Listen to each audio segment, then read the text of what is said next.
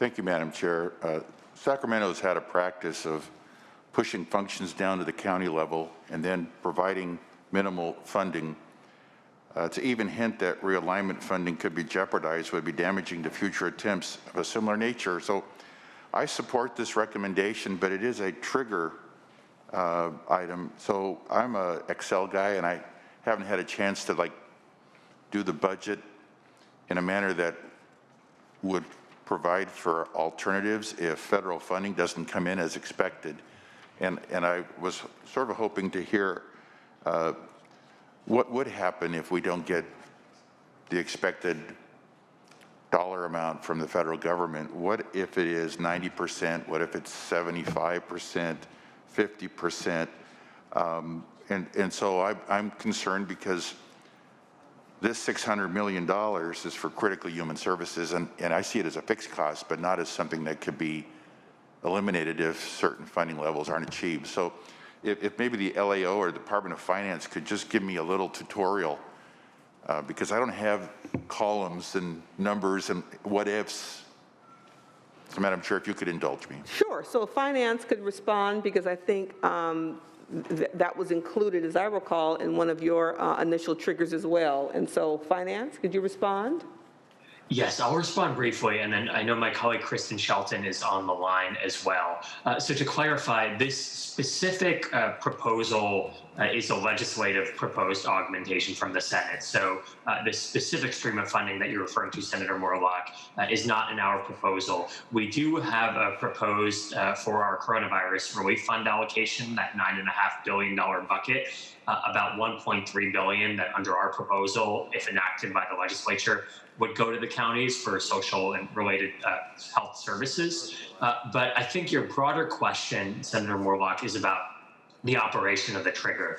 And I can speak to what the administration has proposed in that area, in which under our proposed control language, Congress would have to provide approximately $14 billion in flexible relief funding for that trigger to be activated, for those cuts to be triggered off, and for anything within that trigger category to go into effect. Now, I know that the Senate proposal has some different items in the trigger compared to what we have. So I can't speak to those specific items, but if they are going off similar trigger language, it is an all or nothing in terms of the trigger being on or off. That being said, I do want to clarify that if we do receive federal funding that comes in some significant amount, but is less than that overall $14 billion number, that funding doesn't go away.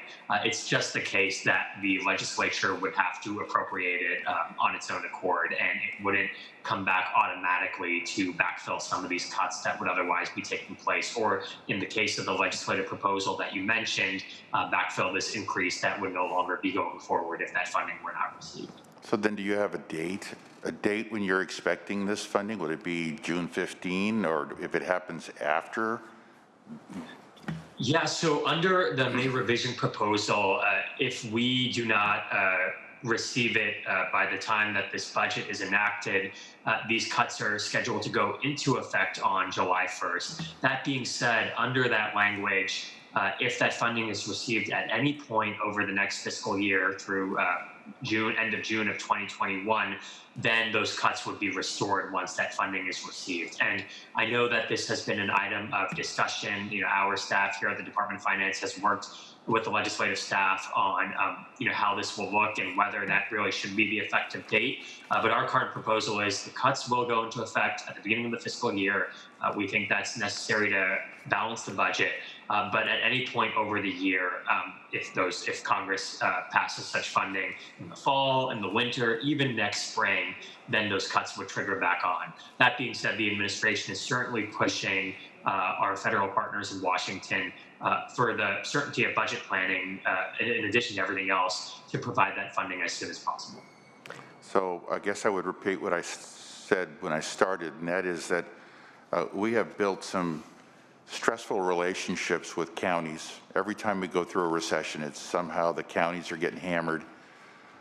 Madam Chair, you'll appreciate this soon, but it is a difficult county versus Sacramento kind of dynamic where the counties are sort of powerless. They just have to go with the flow. And I just want to affirm you, Madam Chair, for keeping this $600 million in the budget, but I want to be real careful about this trigger concept because our counties will have to support a lot of people that are in need. And so those were my comments, and I just thank you for the time. No problem. Just to clarify, and if the LAO would please weigh in to make the distinction, because you ask about a date, and the Senate proposal and the Senate architecture is slightly different, and that's an effective date of again, a trigger that's slightly different than what the administration has proposed, and that date is October 1 versus July 1.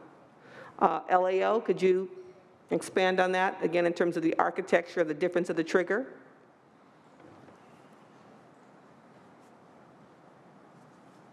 Yes, Madam Chair. Yes, my understanding of the Senate package is that the budget would assume that the additional federal aid is forthcoming and that we would receive it. And at that point, the funding would be provided. But then if it's not, if the funding did not materialize by October 1st, the trigger in the Senate package is in the opposite direction. It would reduce the funding at that point in the year. I don't know if anybody of my colleagues would want to supplement that, but.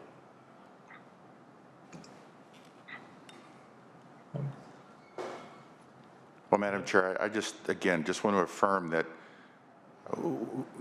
counties are subsidiaries of the state, and if we yank funds from them and they're doing our bidding, that could have some reverberations and repercussions that could create angst for years and decades. So again, I affirm you for keeping the $600 million in, but I would really want to encourage the Department of Finance not to hold something like this hostage and hold it over 58 counties. Thank you, Madam Chair.